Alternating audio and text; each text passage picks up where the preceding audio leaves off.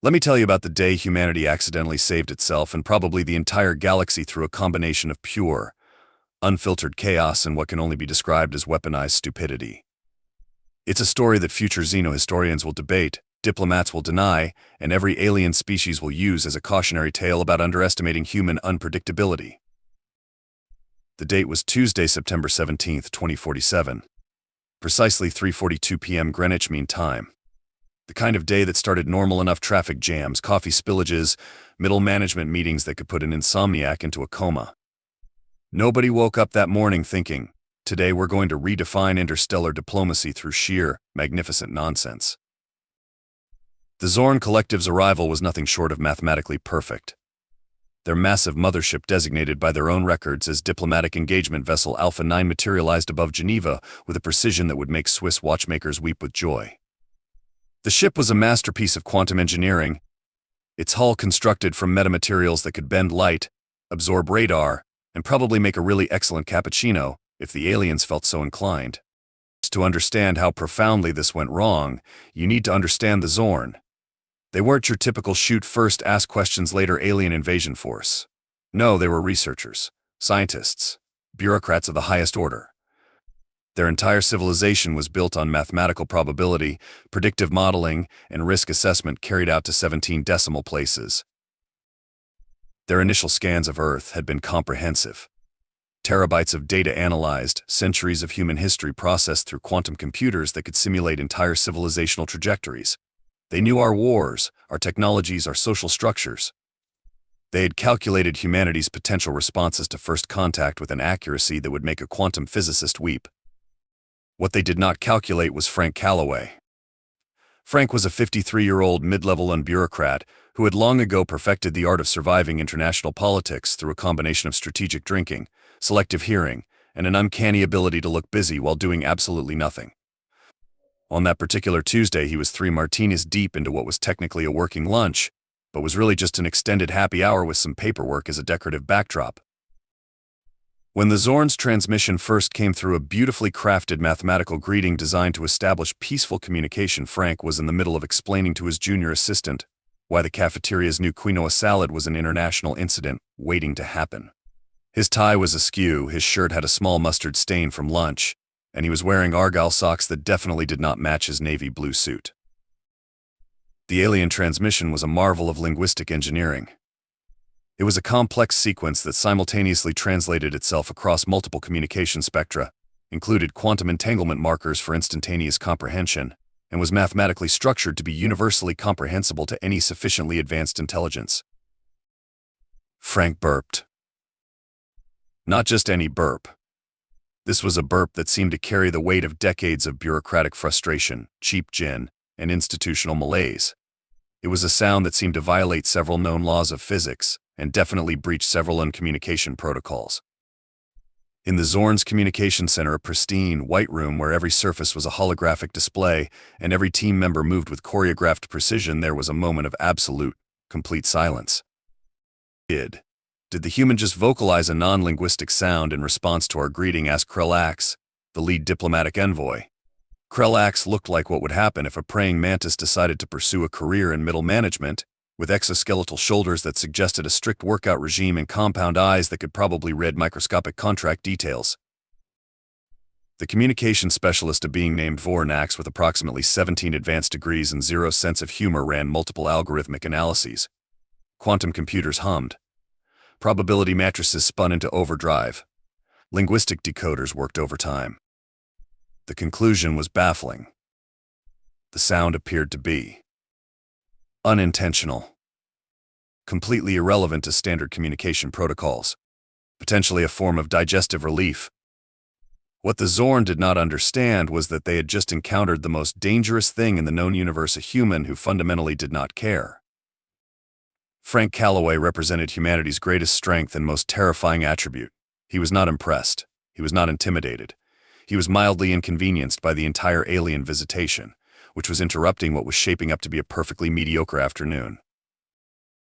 "You want to talk to someone?" Frank mumbled, picking up a slightly damp diplomatic folder. "Fine, have another martini." And then he poured himself another drink. The Zorn Collective, for the first time in their meticulously recorded history, had no predictive model for what was about to happen next. First contact had begun, and humanity was about to show the galaxy that sometimes the most dangerous weapon is complete, absolute, weaponized indifference. If Frank Calloway was humanity's accidental first diplomatic envoy, the team that would ultimately save Earth was about as far from a standard rescue squad as you could get. They weren't heroes by design. They were heroes by absolute, magnificent accident. Meet Dr. Elena Rodriguez, a quantum physicist with a PhD from MIT and a personality that could charitably be described as barely contained chaos. At 35, she'd already been fired from 3 top-tier research positions, not because she wasn't brilliant, she absolutely was, but because she had a remarkable talent for making her superiors simultaneously impressed and incredibly uncomfortable. Her current job at the UN's Exotic Phenomena Research Division was essentially a professional timeout. After an incident involving a quantum entanglement experiment, a department coffee machine, and an unexplained temporary displacement of an entire conference room to what she claimed was definitely not Antarctica, but close enough most institutions preferred to keep her at arm's length. Elena's primary research focus was theoretical quantum mechanics with a subspecialty in what she called weird stuff that doesn't make sense to normal people. Her office was a tornado of post-it notes, half-empty energy drink cans, and equations that looked like they'd been written during a caffeine-induced seizure. Next was Jack Harper, a former Special Forces operator who'd been discharged from the military for what his commanding officers delicately termed unconventional problem-solving techniques. Standing 6'3", with the build of a professional linebacker and the facial hair of a wilderness survivalist, Jack looked like the kind of person who solved problems with extreme prejudice. Which he did. Just not in the way anyone expected. His military record was a masterpiece of bureaucratic confusion. Citations for both exceptional bravery and spectacular rule-breaking appeared with equal frequency. He'd once neutralized a hostage situation by convincing the captors to surrender through an impromptu stand-up comedy routine. Another time he'd resolved a potential international conflict by challenging the opposing military's leadership to a drinking contest.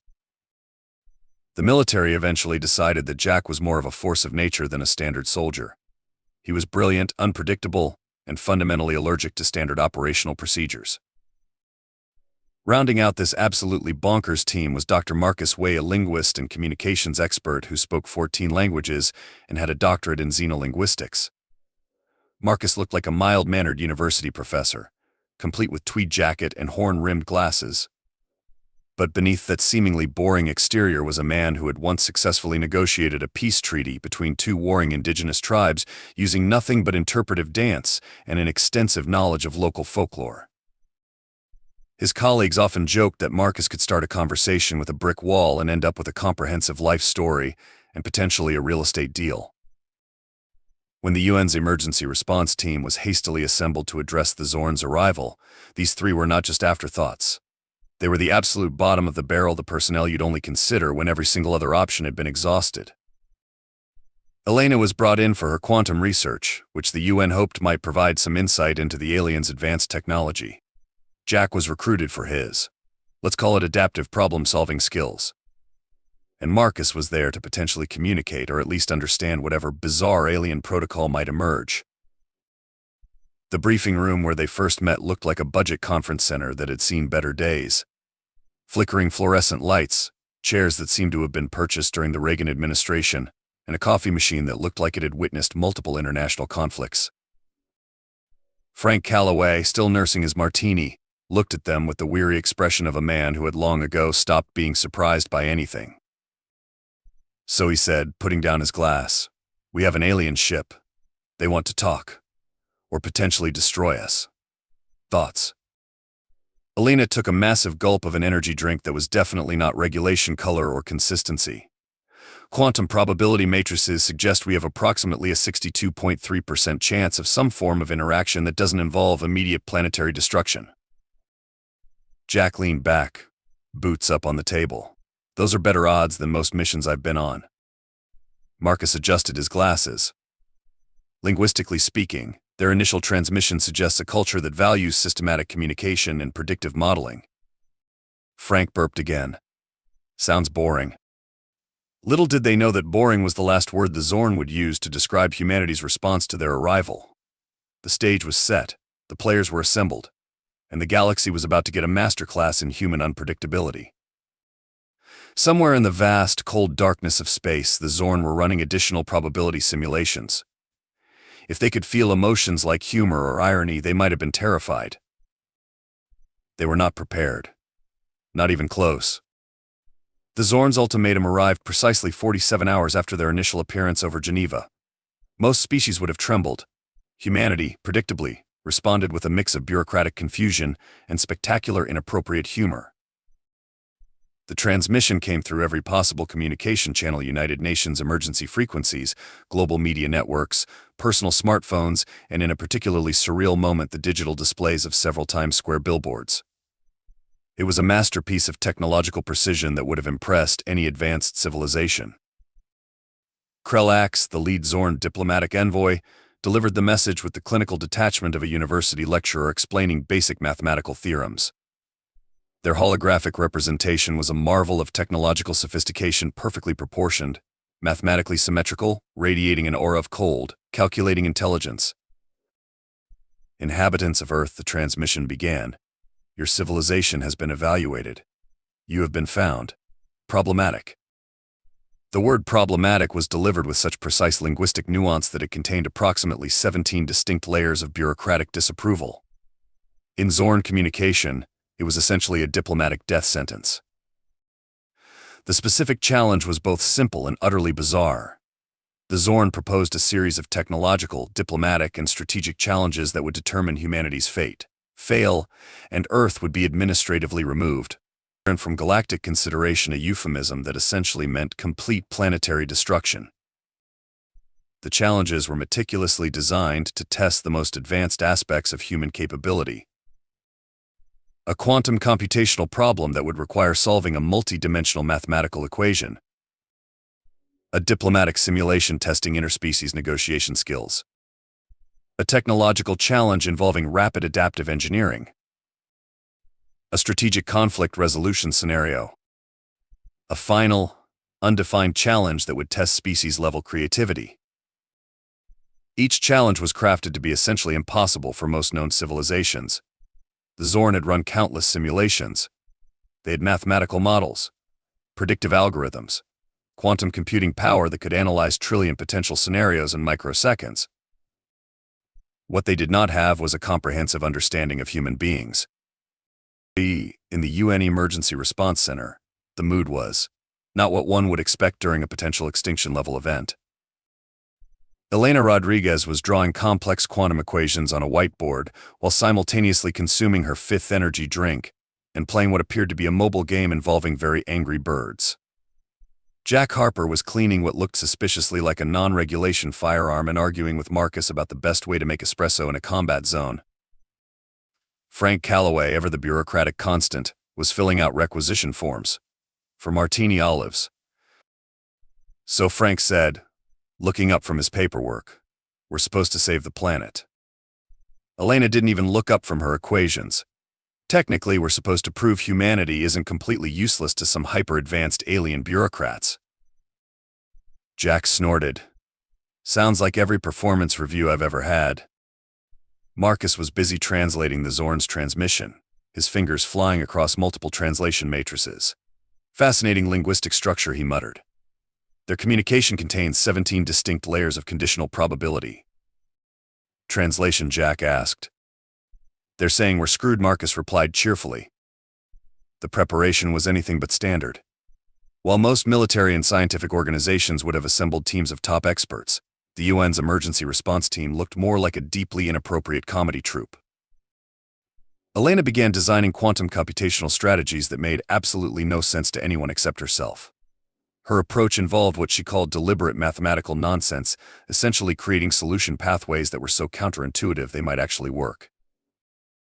Jack's preparation involved what he termed adaptive problem-solving equipment. This translated to a collection of tools that included 3 different types of duct tape, a Swiss Army knife with at least one implement missing, a military-issue flask filled with what he claimed was tactical bourbon, a collection of zip ties, something that looked suspiciously like a homemade EMP device. Marcus, meanwhile, was developing communication strategies that involved not just linguistic translation, but what he called cultural interpretation algorithms. This involved studying everything from internet memes to stand-up comedy specials, arguing that human communication was far more complex than standard linguistic models. Frank just kept drinking and filling out forms. The Zorn were watching. Their probability matrices were running. Their quantum computers were analyzing every possible human response. They were about to learn a fundamental truth about humanity: we don't play by rules. We create new ones. And sometimes, those new rules are absolutely bonkers. The challenges would begin in 72 hours. Humanity had less than 3 days to prepare for a test that would determine its entire species' future. No pressure. The first challenge began at precisely 0900 hours on a Wednesday that would forever be remembered in galactic historical records as the day humanity broke predictive mathematics. The Zorn had prepared a quantum computational problem so complex that their most advanced AI systems predicted it would take a standard technological civilization approximately 347 years to solve. They had constructed a holographic testing environment that was a masterpiece of interdimensional engineering, a crystal in space where mathematical equations literally danced and shifted, where computational pathways existed in multiple simultaneous states. Elena Rodriguez entered this space wearing mismatched compression socks, a t-shirt with a quantum mechanics joke that most physicists would consider borderline heretical, noise-canceling headphones playing what she claimed was mathematical inspiration music but what sounded suspiciously like a mix of heavy metal and Indonesian gamelan. The Zorn observers, beings who had spent centuries developing the most sophisticated testing protocols in known space, watched with a level of anticipation that, for them, passed as excitement. What happened next defied every single one of their predictive models. Elena didn't solve the problem. She fundamentally restructured it. Her approach wasn't just unconventional. It was so far beyond unconventional that it created an entirely new category of scientific problem solving.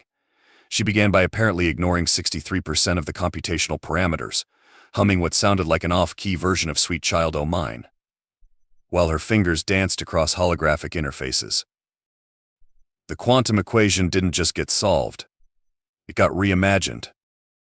Where the Zorn had constructed a precise, multidimensional mathematical challenge, Elena treated it like an abstract art project conducted by a caffeine-powered madwoman. She introduced variables that shouldn't have existed, created computational pathways that violated at least 7 known laws of physics, and somehow impossibly arrived at a solution that was not just correct, but so elegantly simple that it made the original problem look like a child's connect-the-dots puzzle. Krellax, watching from the observation deck, experienced what passed for shock in Zorn physiology, a microscopic twitch in their third secondary neural cluster that would have been equivalent to a human jaw drop. The second challenge, the diplomatic simulation, fell to Marcus' way. The Zorn had designed a complex negotiation scenario involving 3 hypothetical species with intricate cultural boundaries, technological disparities, and centuries of historical conflict. Standard diplomatic approach would involve careful linguistic navigation, understanding cultural nuances, and creating compromise frameworks.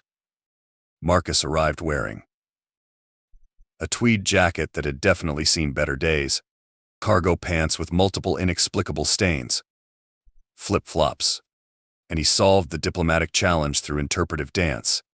Not metaphorical dance. Literal, actual interpretive dance. Using a combination of ballet, what appeared to be traditional Ecuadorian folk dance, and movements that looked suspiciously like he was simultaneously swatting invisible mosquitoes and performing advanced Tai Chi. Marcus communicated a solution so elegant and so completely bonkers that the holographic representatives of the 3 hypothetical species stopped their centuries-long conflict and just stared. Jack Harper's technological challenge was perhaps the most quintessentially human moment of the entire event.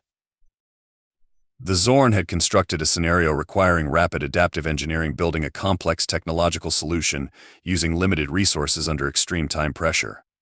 They expected precision, methodical problem-solving, careful analysis. Jack approached it like a bar fight. Given a collection of seemingly unrelated technological components, quantum processors, metallic alloys, energy conduits, he proceeded to treat the entire challenge like a massive, galaxy-scale MacGyver episode. He didn't just build a solution. He built a solution that was simultaneously over-engineered and held together by what appeared to be tactical zip ties, and what Marcus later confirmed was definitely not regulation adhesive. The resulting device looked like something that would make an engineering professor weep and a chaos theorist laugh hysterically. It was beautiful. It was ridiculous. It worked perfectly. Frank Calloway watched all of this while continuing to fill out requisition forms and occasionally sipping a martini. The Zorn's probability matrices began to smoke. Literally smoke. Their quantum computer started generating error messages that, translated into human terms, were basically the computational equivalent of a nervous breakdown. Humanity wasn't just thinking outside the box. They had forgotten the box existed. They had taken the box, repurposed it, built a completely new type of transportation, using the box's fundamental concept, and were now driving that transportation to places no one had ever imagined. The final, undefined challenge awaited. A test of species-level creativity that the Zorn were now utterly terrified to witness. The galaxy watched. Humanity prepared. And no one, absolutely no one, knew what was coming next. The final challenge arrived with all the subtle grace of a drunken rhinoceros wearing tap shoes. The Zorn had designed what they considered the ultimate test of species-level creativity, a complex scenario that would require simultaneous technological innovation, diplomatic finesse, strategic thinking, and pure adaptive problem-solving. It was meant to be the ultimate crucible, a test so intricate that no single approach could possibly succeed. They called it the Comprehensive Species Evaluation Protocol. Humanity called it Hold My Beer. The challenge was presented as a multi-layered holographic scenario that materialized in the UN's Emergency Response Center. Imagine a three-dimensional chess game designed by a schizophrenic mathematician, crossed with a diplomatic nightmare, wrapped in a technological puzzle that would make Einstein develop a stress ulcer.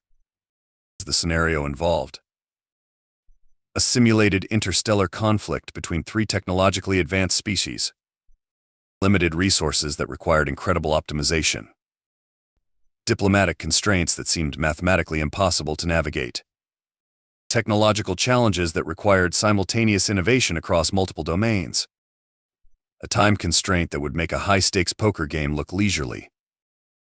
Most civilizations would have approached this with careful, methodical analysis. Teams of experts would have consulted. Detailed strategies would have been developed. Contingency plans would have been meticulously crafted. Our team's approach? Absolute, weaponized chaos. Elena Rodriguez took one look at the holographic display and did something no one expected. She pulled out a set of colored markers and began drawing directly on the holographic interface. Not carefully, not precisely, but with the wild, uncontrolled energy of someone who had consumed approximately 17 energy drinks and was operating on pure, unbridled quantum inspiration. Her approach defied every known principle of strategic analysis. She wasn't solving the problem. She was reimagining it. Jack Harper, meanwhile, had pulled out what could charitably be described as a collection of things that probably shouldn't be in a UN emergency response center. This included a tactical survival kit, 3 types of duct tape, a Swiss Army knife with at least one implement mysteriously missing, a flask of what he claimed was tactical bourbon but was definitely not regulation anything, something that looked suspiciously like a homemade signal jammer, a rubber chicken nobody was brave enough to ask why. Marcus Way was translating the scenario's linguistic parameters while simultaneously performing what appeared to be a hybrid of Tai Chi and interpretive dance. His glasses had been replaced with a pair that seemed to have additional lenses that definitely did not come from any standard optical manufacturer. Frank Calloway continued filling out requisition forms. For Martini Olives. The Zorn observers watched with a level of confusion that, for their species, was equivalent to a full-blown existential crisis. Elena's approach to the technological optimization was so counterintuitive it made quantum mechanics look like children's arithmetic. She wasn't solving the resource allocation problem. She was fundamentally rewriting the mathematical models that defined resource allocation. Where the Zorn had created a precise, mathematically defined scenario with clear parameters, Elena treated it like an abstract art project conducted by a caffeine-powered madwoman. She introduced variables that shouldn't have existed, created computational pathways that violated at least 7 known laws of physics, and arrived at a solution that was not just correct, but so elegantly simple it made the original problem look like a child's connect-the-dots puzzle. Jack's approach to the diplomatic and strategic elements was pure, unfiltered human audacity. Where careful negotiation was expected, he introduced what he called aggressive problem-solving techniques.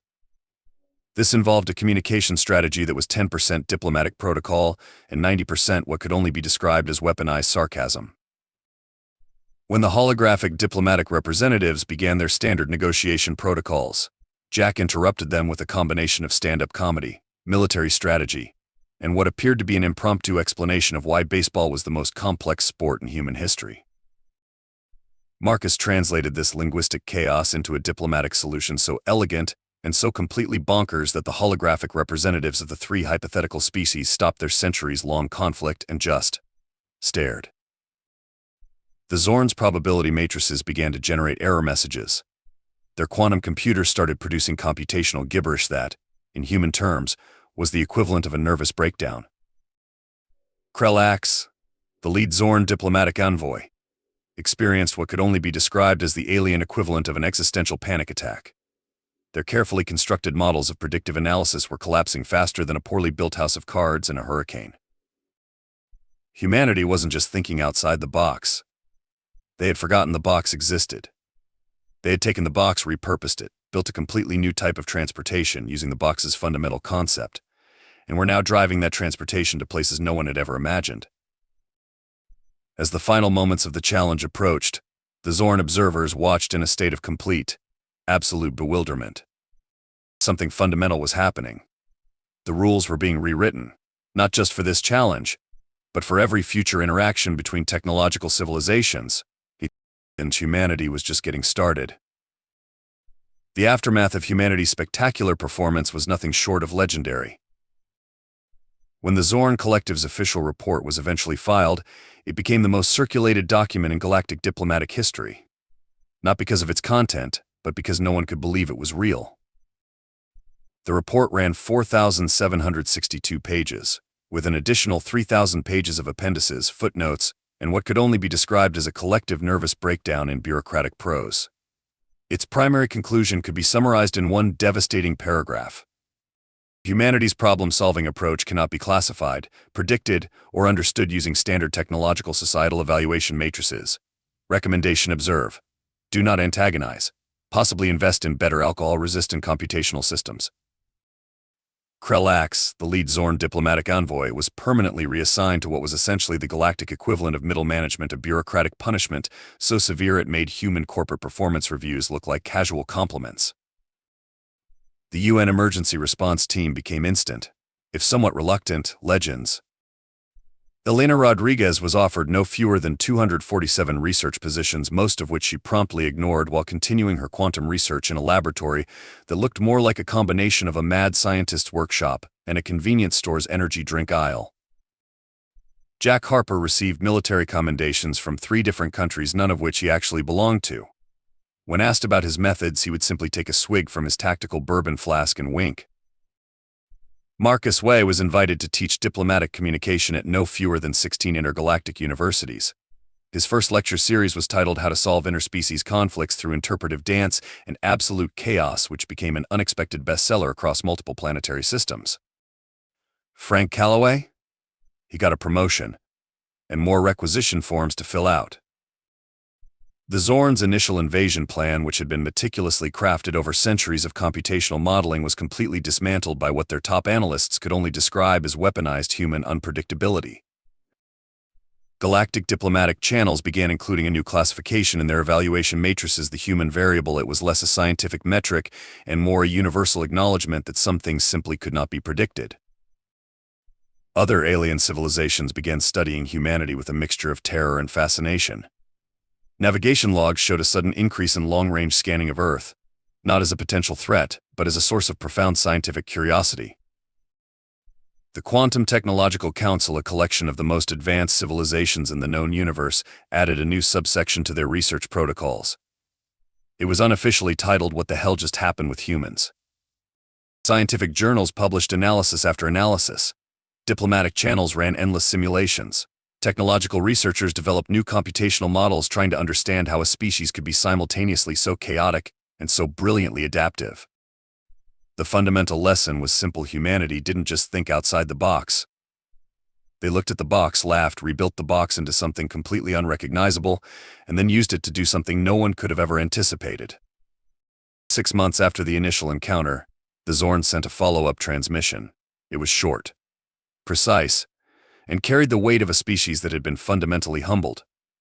We would like to discuss collaboration opportunities. Elena was playing a mobile game when the transmission came through. Jack was cleaning what appeared to be a non-regulation firearm. Marcus was doing Tai Chi while simultaneously translating an obscure diplomatic protocol. And Frank was filling out requisition forms. Typical Tuesday. The galaxy would never be the same. And humanity? They were just getting started.